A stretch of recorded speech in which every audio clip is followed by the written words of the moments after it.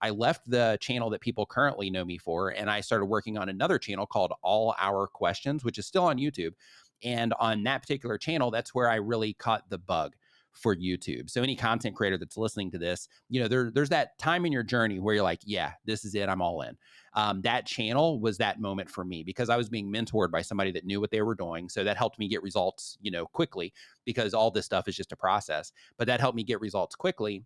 Plus, I started noticing, hey, like I've got people that keep coming back and watching these videos, and I've got people starting to send me emails and, this type of thing. And it really got me hooked on the community aspect of YouTube. But the downside is that during that moment in time, I was holding down my freelance stuff. I was still trying to do internet marketing. Plus, I was doing that particular YouTube channel. And at the time, the advice that he gave me when we first started the project was make sure that you're pacing yourself. Make sure that you're only uploading enough that you'll be able to sustain for a long period of time, because YouTube it's a marathon. So I'm like, okay. And then I went all in and started, overdoing what I should have done. And that led me to complete and utter burnout, because I was working on something from the time that I woke up until the time that I went to bed every day for a little more than 9 months in total, maybe even longer than that, if I'm honest.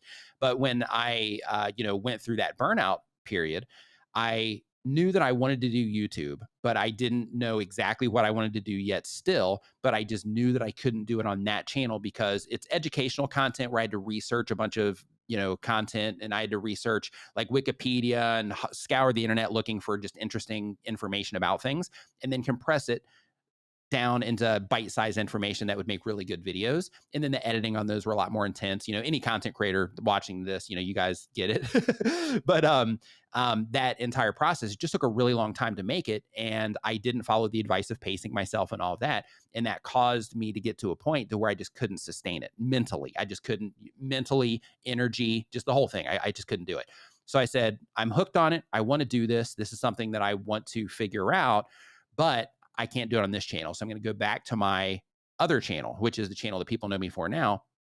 And when I started uploading videos, or before I started uploading videos to this channel again, I ended up building a website because I knew that this is something that I wanted to go all in on. So I built a website that I could start offering services off of to content creators. And I sold like video graphics and things like that.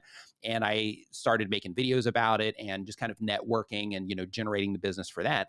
And through that, over a really short amount of time, I was able to just go all in to where when I was working, everything that I was doing was related something to YouTube.